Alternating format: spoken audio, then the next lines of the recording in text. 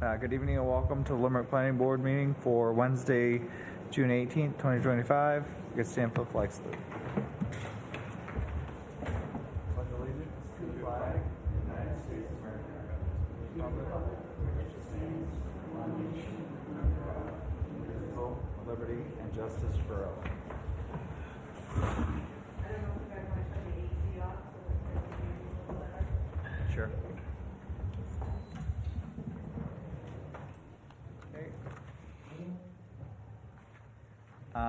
So I don't think we have any correspondence. Whole business. It says a couple things for Stan to discuss.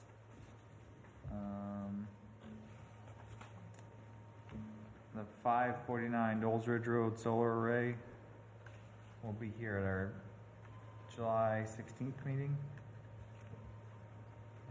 We just received all of the rest of the paperwork today. Okay. Okay, thank you. Did you want to talk about either Jay's Auto or, we'll discuss the ordinances in just a minute, but. I can bring you guys up to where I'm at with them. Okay, and then I guess you can take the floor and talk about the ordinances while you're up there, so.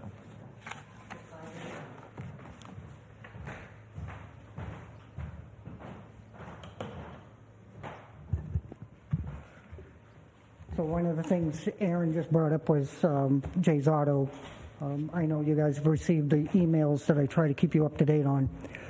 The violation is going to take me about two and a half weeks, which I'm almost done, to compose. And the reason is I have to refer to conditional uses, refer to local ordinances and state laws. So in case this should go to court, I'd like to win, and I have so far. I haven't lost any, so this is why it takes a little longer to make sure we dot our I's and cross our T's.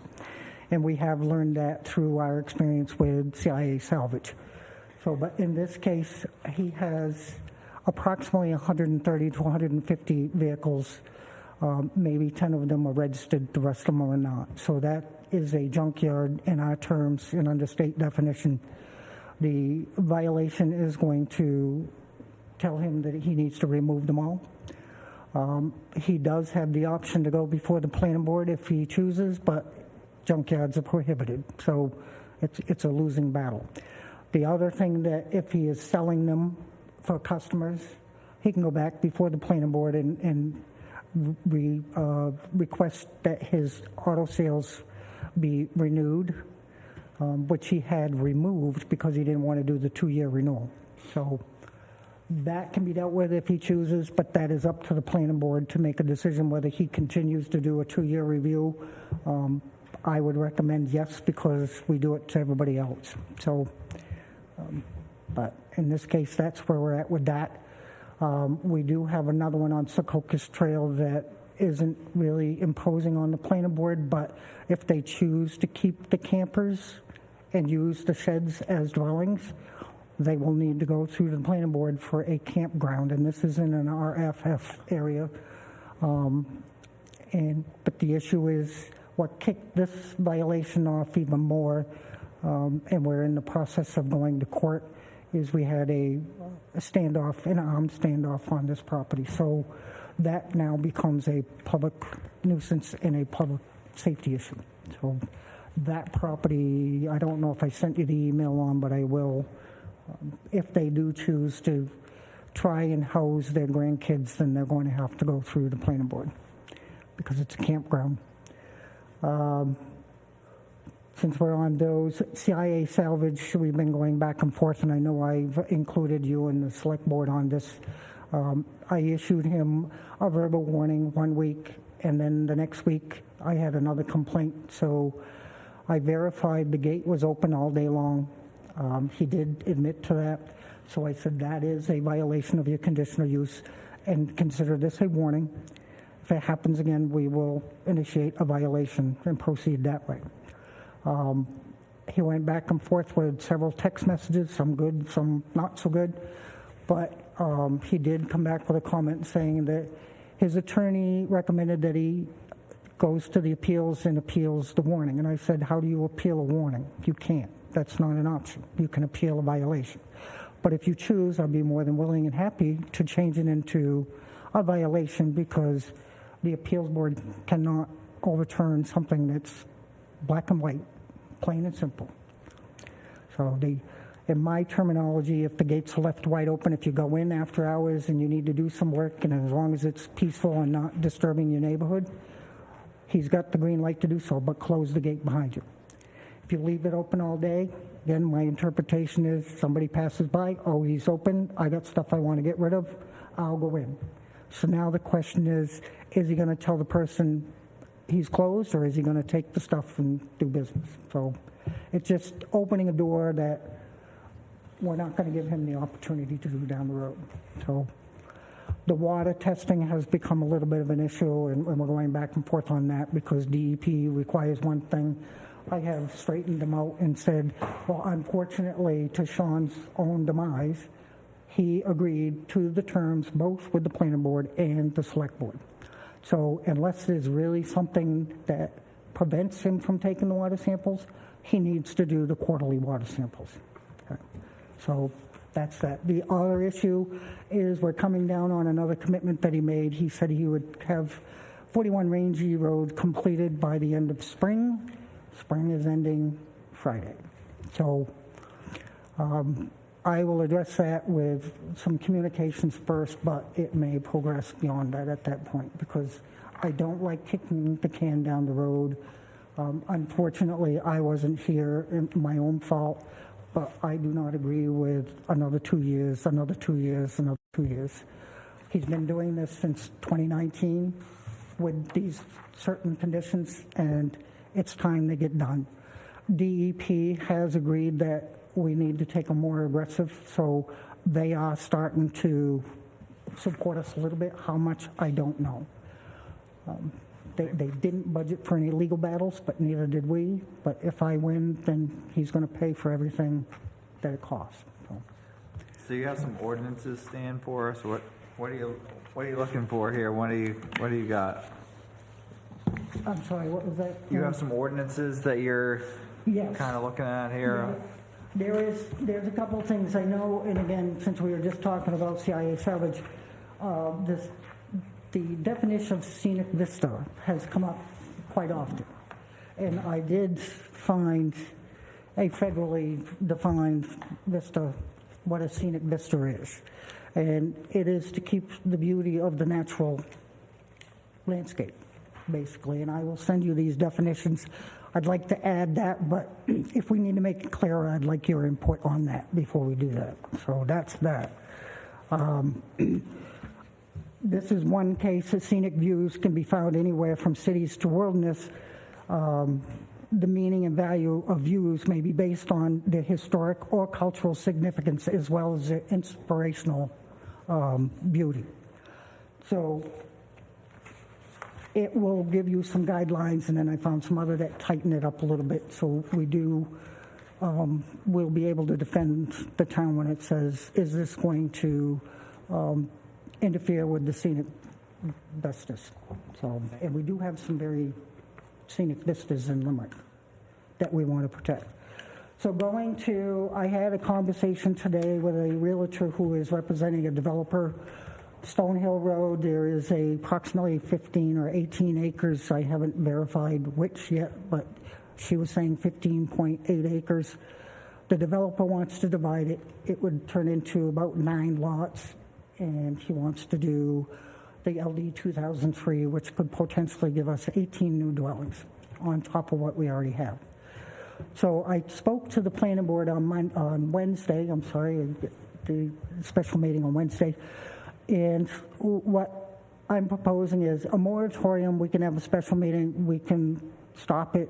For the most behalf, the wording has to be particular because we can't circumvent LD 2003. They're really pushing the low income, the affordable housing. So what I would like to do is push forward with an impact fee, which this is where it impacts most municipalities, is recreation open space It impacts your water and sewer district. It will impact your fire and EMS department, and it will impact your road and infrastructure. So that's where your impact fees are, and there are some samples there and how they calculate that, and it's based on population. So, or we could do a flat fee per dwelling. I'd really like to get the fire chief involved because he can tell you more what a new single-family dwelling may have an impact on his area of services.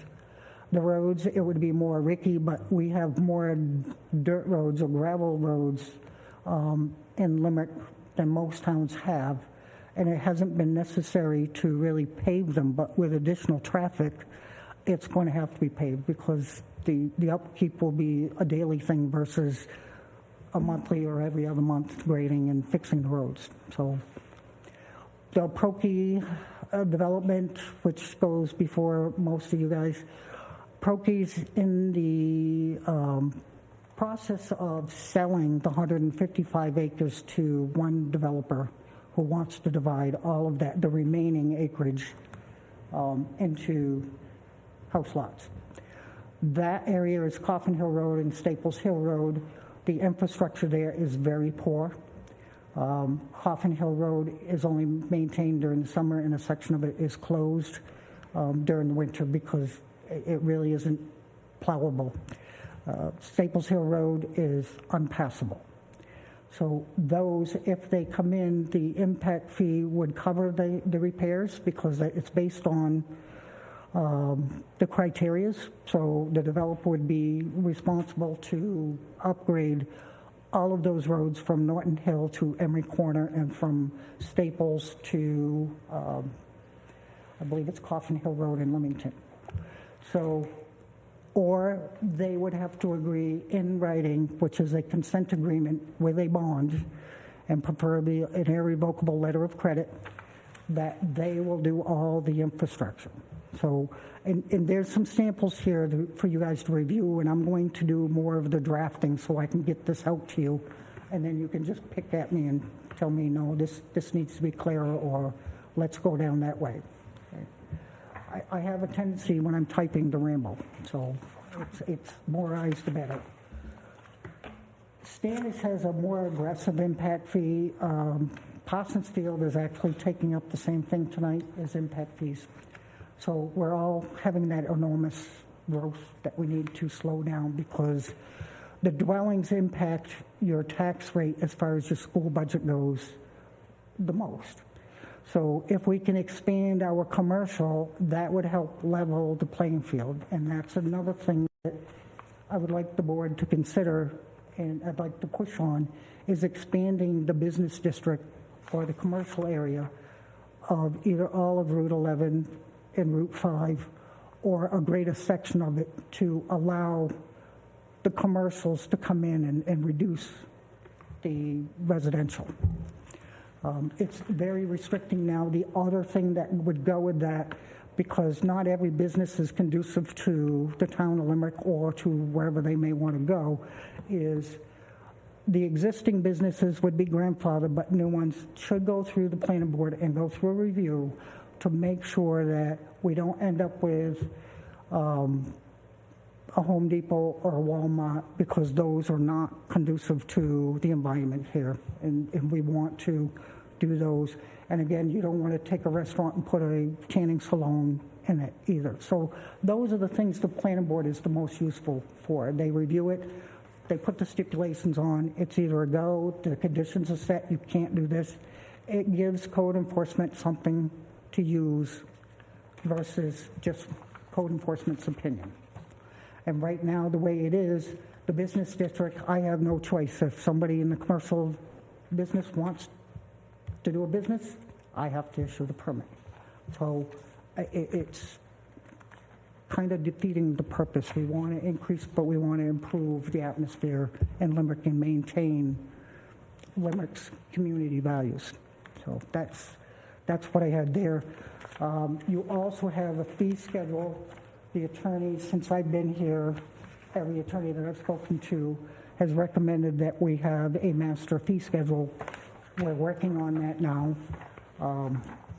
That makes things a lot clearer and simpler for anybody that's looking for what the charges are instead of, well, you use photocopies. Some towns charge 50 cents or 25 cents. Legally, you can only charge 10 cents, but it should be on a fee schedule.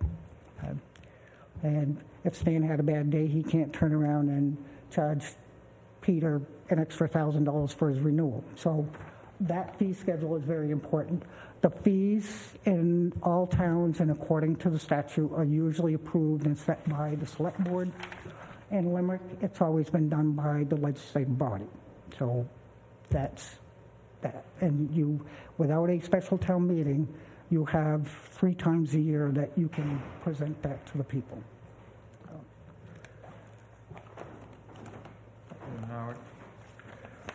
So, but those are the areas that I have. Here's another thing that was from Bernstein and Shore.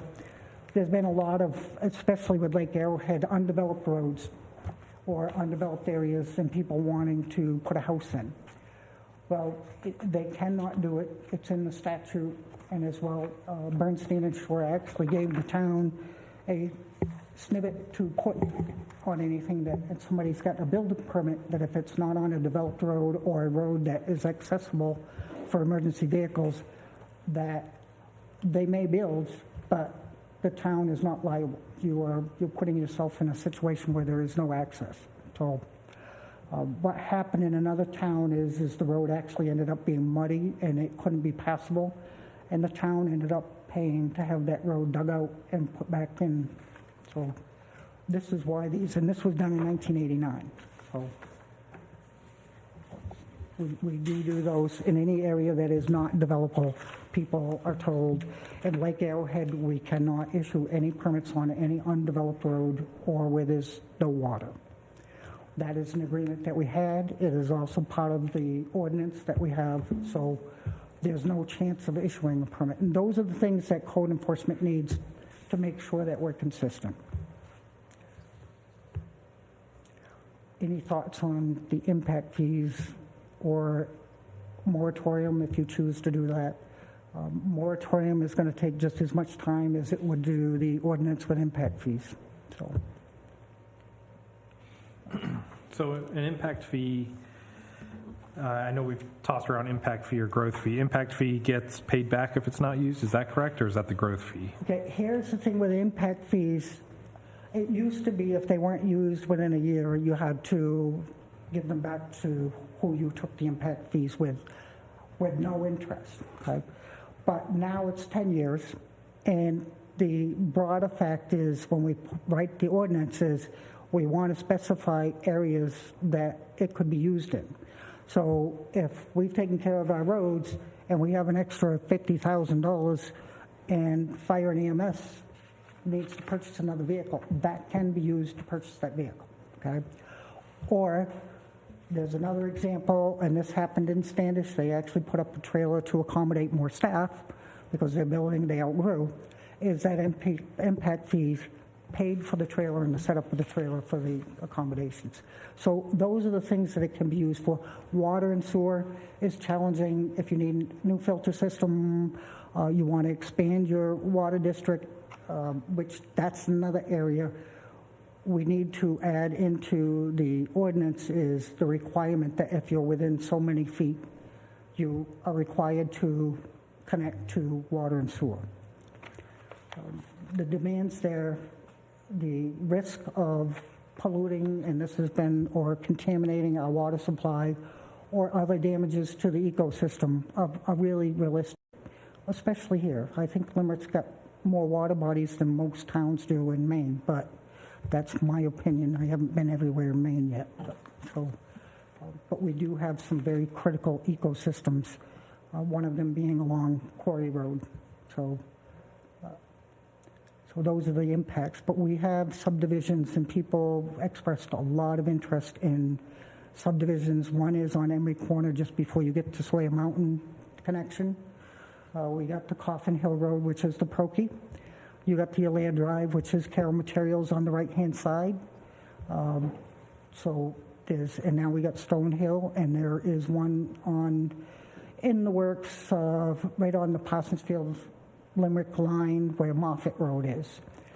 That's only a 3-lot, but still, it's there, and it's fast. So, and today alone has just been more realtors inquiring about what they can do and what they can't do. So, Is there a somewhat similar version of this impact fee or growth fee or whatever it is? These seem pretty complex. I have some reservations about them being quite so complex and what their implications are going to be and the complexity of them.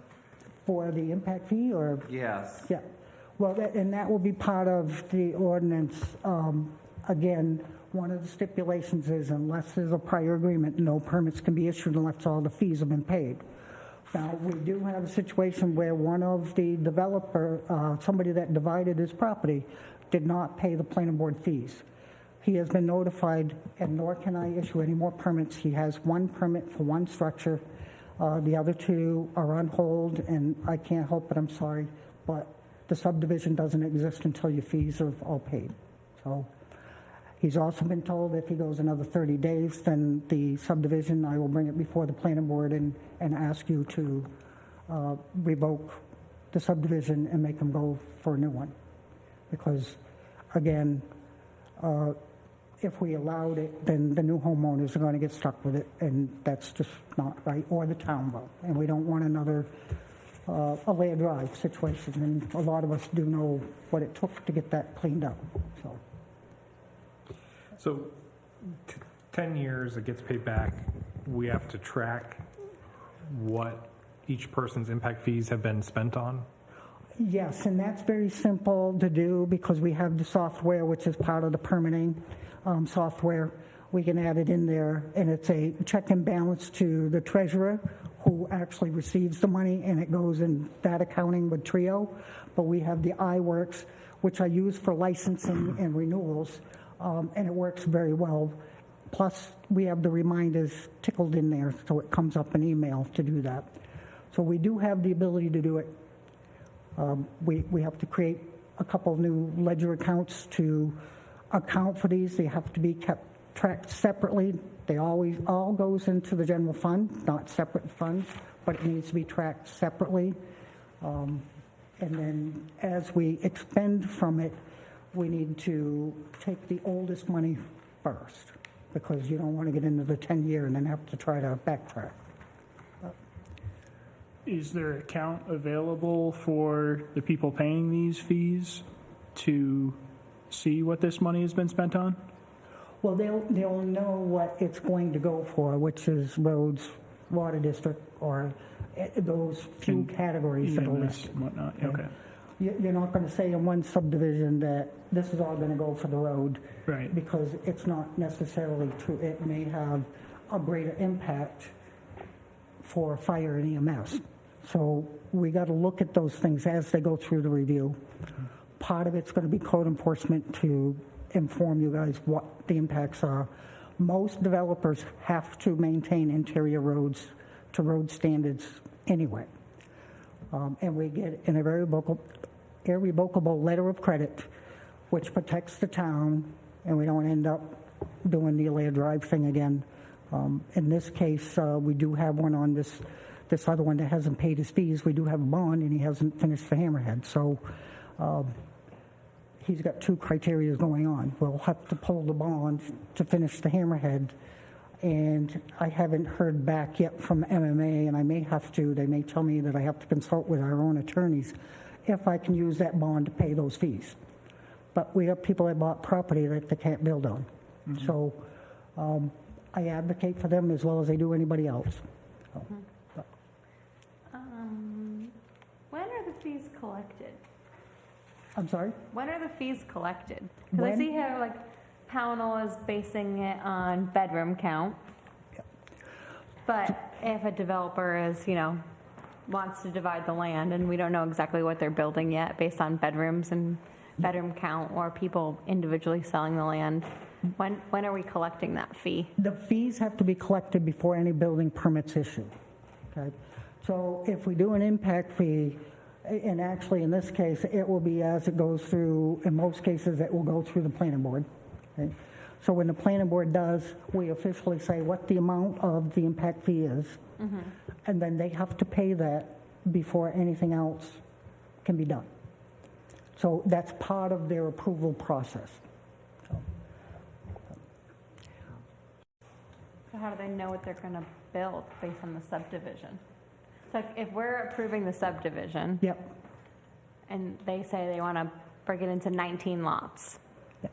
then when are they paying the fees if we don't know what they're building on those lots yet? Okay, well, again. If it's based on bedrooms, like in Pownell? So during the planning board process, they have to, and I've asked them since I've been here to put a footprint of the dwellings on the plans itself. It may not be exact, but it gives everybody that's reviewing it an idea what it's going to look like with a house footprint in the middle of this lot. If they want to do duplexes, if we adopt something similar to not Parsons Field, but Pownell or Standish, then it's anywhere from $2,500 to $4,500 per dwelling. This is how it goes, per dwelling.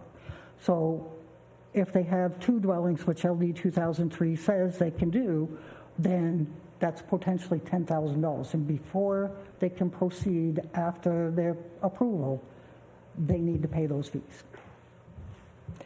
They still have to do the irrevocable letter of credit for anything that the town could be ended up liable for, which is infrastructure or those. So that doesn't forgive them there either. This is just something separate to try and offset the demands on the town because the smaller municipalities are not ready for this huge growth of affordable housing, and they're pushing it. I don't know if anybody heard Wednesday night's meeting, but there is another one that we're fighting tooth and prong on. It's LD 1829, and I'll send you the copy. But they're actually going to limit home rule on its ability to say no, period, on any permit. So that is really undermining local municipalities and their ability to manage their tax rate, is what it's boiling down to. And I don't think the school districts are ready for this kind of growth either, which will end up on your municipalities. So those are the few things we really need to think about. I'd like to expand the business district to give the town a chance to offset the dwellings. The impact fees, and I'll have a better draft because I've got to go back to the select board and update them on what I've discussed here. But with the three of us, code enforcement, and the two boards working on it, I think we can accomplish this relatively quickly. If we put it on November's ballot, the deadline is November 2nd. It doesn't mean that if we finish it that we can't push this through quicker and have a special town meeting. They're not that costly, but not that hard to set up. A little bit of an inconvenience for the clerk because they got to be here, but it's not the end of the world, and it's for the best of the town. And that's really what we need to think about. Do we have a way of pulling data to know, like, how many children have moved into Limerick in the past 5 years, or how, like, and what's that trending towards, and what does that cost for each child to go to school, plus the impact on the road? Do we have those numbers so we can kind of figure out what costs? You do have those numbers, but again, they're more they're not in fine print, but they're not obvious. And that when the school presents its budget, they don't bring light to that. They try to stay away from that area, but they do have a breakdown that tells you per child, and it's a formula. So a house could have no children, but it's an assumption that they have a minimum of 3. So per child, it could be $800 a year. It's more than that, but I'm just throwing numbers out. So if you increase with another 25 homes, you're adding 3 per home to that. And then that turns around, and the school district will turn around and add that to the next budget. So that's how it goes. There is another factor with your school budget. The state used to do some revenue sharings and help offset your school budget. In Leamington, we didn't qualify because the school district was actually administrative overheavy according to the state guidelines. So we got no assistance for District 6. I don't know what it is in District 57. I heard it's the same. If they have too much overhead, then they don't fit the criteria. So it's kind of an incentive for the schools to don't add on all this administrative stuff, but to tackle the education and the recreation. So. Stan, are there opportunities to strengthen the subdivision ordinance in lieu of doing something like this, these fees? Yes. Yeah. And that's going to have to go hand in hand because, again, the subdivision will have to be updated so there's no conflicts. And that's the other process with all of this stuff. The same with writing a violation. You got to try to avoid the conflicts because, again, those always end up being a losing battle.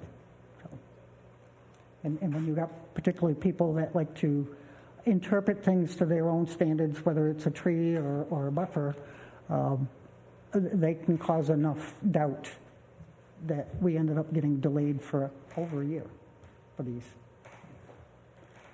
And that's another thing that I would like to recommend. One of the things with the planning board, this board has been more than giving an opportunity to any applicant. But if an applicant does not present what you ask, it's an automatic denial. You can give them a chance to present it at the next meeting, but if they don't and they continue to do this, that is your open door to say, I'm sorry, it's denied. It's not our job to provide the information. It is the applicant's.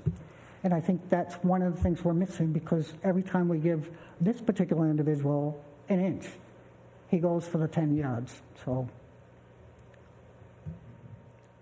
and Do you have any ordinances from like Waterboro or Alfred or something that a smaller town that's more our... I do have Waterboro's. I don't know if it's comparable, but like Parsonsfield would be, Leamington would be, we do have those. But Waterboro has a bunch of loopholes in it too. And This seems a little bit too big city for me. well, and that's how that happens. And now they're out of control and they can't rein it in. So those are the things we really need to start looking at when we do increase, if we do decide to increase the business district. What areas is it going to impact? And what do we want to restrict? And how can we do that? It all has to be in the ordinance. Same thing with penalties or something like that. I cannot charge a penalty unless I go to court and get a judge's order, unless it's in the ordinance. And that is something else that we're working on, but it's not an immediate urgent thing. So those are things that I keep pushing off to get done, but we do need to get them done. Are businesses inquiring to come here and then deciding we're not a good fit because of what we have? Is there like a demand for us to expand that ordinance, or is it just for future opportunity? Well, right now, Limerick's in a kind of a bad situation because the growth is moving this way. The other hand is our ordinance isn't restrictive enough to limit the growth.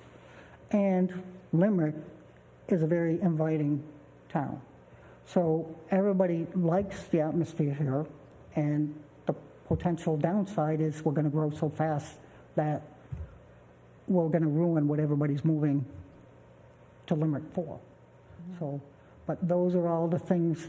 The other thing that I've learned the hard way is we need to implement some things in stages, and if it's an overhaul of the subdivision with impact fees and some restrictions, that's okay. People understand it. But if we go wad bride like I did the last time to fix the verbiage, people may balk at that. So, because it's too much all at once. So there'll be a lot of promoting, and everybody knows I love to talk, so that would be my job.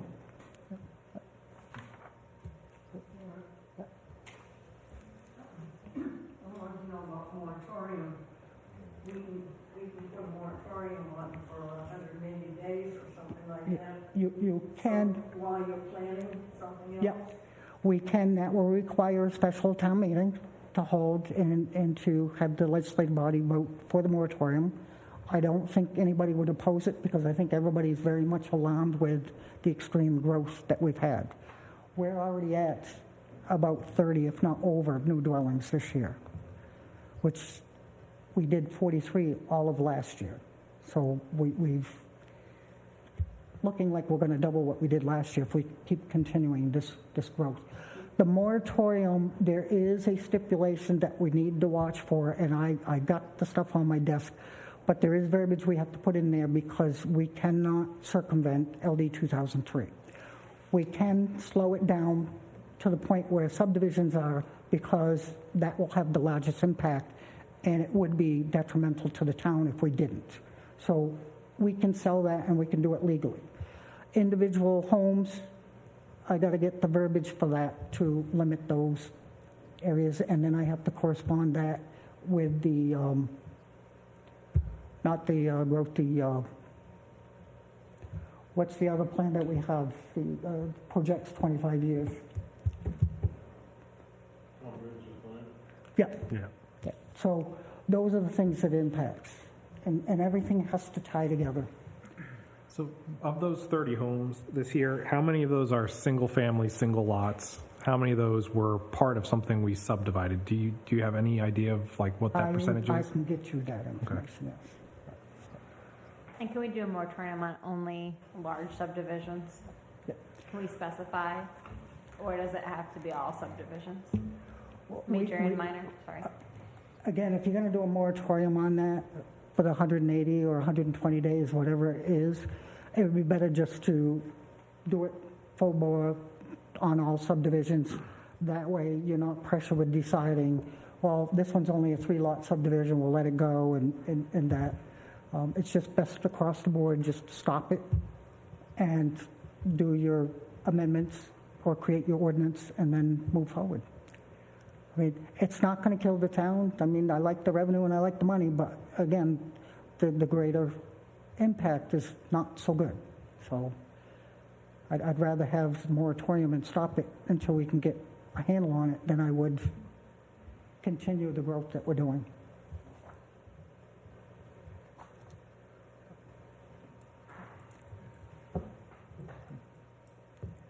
So I'm taking it you guys would like to move forward with a moratorium as well as an impact? I'm not sure what I feel yet, but.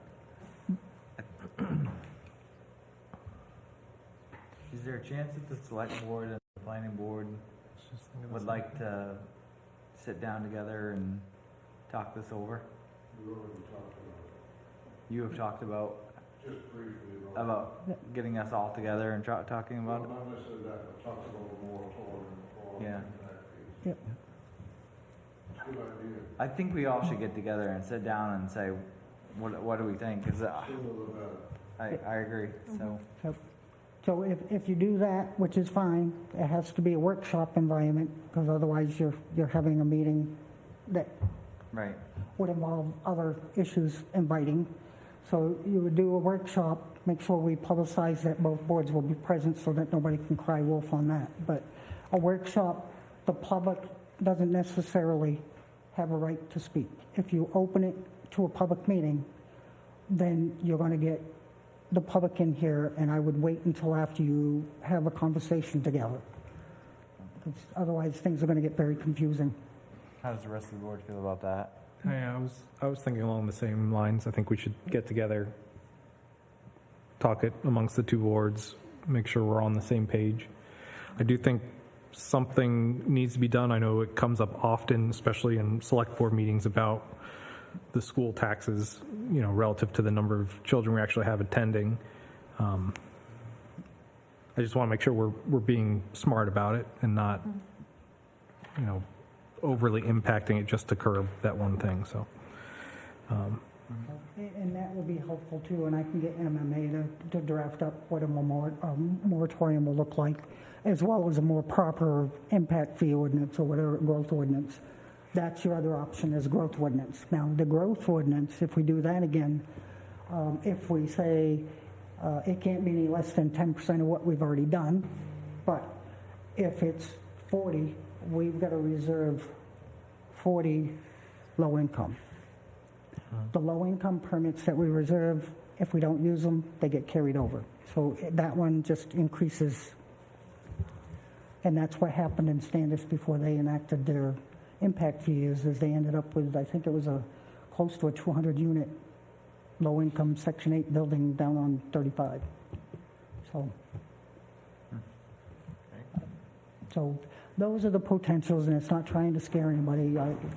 But we're heading in that direction, and I think it's time for us to start looking at where we want to be. So the soonest we could probably do a meeting, let's say we agree before the select board's next meeting, advertise it would probably be, what, the week of the 7th? Is that right? July 7th. What's the schedule for the select board now? Every other week, right? The select board's meeting, 23rd, Yeah, and then 2 weeks from then. they meet the 23rd, and then you guys meet the 3rd, No, unless you're not cancel going that to meet. meeting. So they won't meet until the 14th? Right. No, they meet the 7th. Yeah, I'd recommend that at your next meeting, you schedule a meeting with the planning board, and we'll figure out how to make it. So if it's the 3rd, when you plan on meeting on the 3rd as a workshop? No. No. No. We're thinking sometime the week of the 7th. 16th of July. Sometime between the 7th and the 18th of July.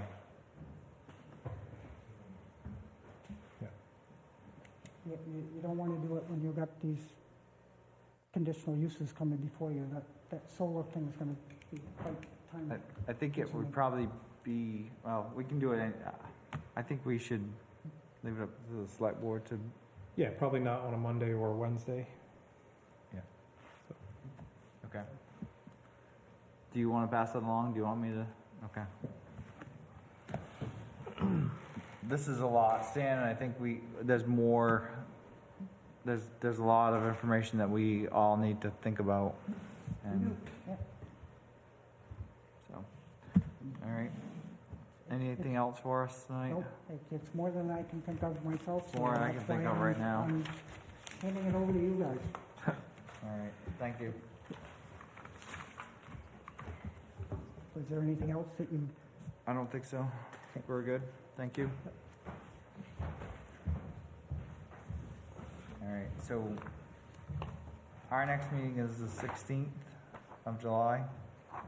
We're not having one on the 2nd. Anything else that we're, Don't forget the minutes. Oh, yeah. oh, I missed that, sorry. Make a motion that we approve the minutes for June 4th, 2025. I'll second that. Okay, motion and seconded, all in favor? All in favor? I was gonna say discussion, but I think we're all set.